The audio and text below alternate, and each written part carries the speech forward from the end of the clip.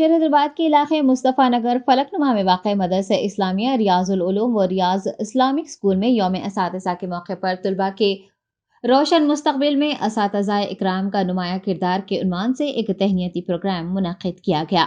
اس programme کی صدارت امیر ملت اسلامیہ مولانا محمد حسام الدین ثانی عاقل جعفر پاشا نے کی اور اس کی نگرانی مولانا محمد صدیق احمد قادری حسامی نے انجام دی۔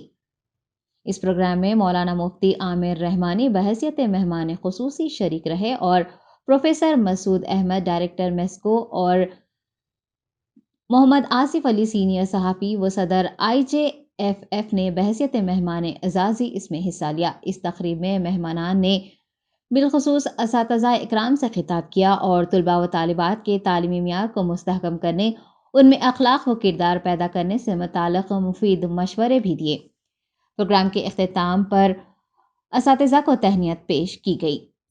السلام علیکم ناظرین، میں محمد ریاض احمد مدرسہ اسلامیہ ریاض العلوم مصطفیٰ نگر فلک نما حیدرآباد میں ٹیچرز ڈے کے موقع پر ایک اساتذہ اکرام کی تہنیتی تقریب منعقد ہوئی تھی، جس کی صدارت امیر ملت اسلامیہ مولانا حسام الدین ثانی عاقل جعفر پاشا صاحب نے فرمائی ہے اور نگرانی مولانا محمد صدیق احمد قادری حسامی صاحب عالم ادارہ نے کی ہے۔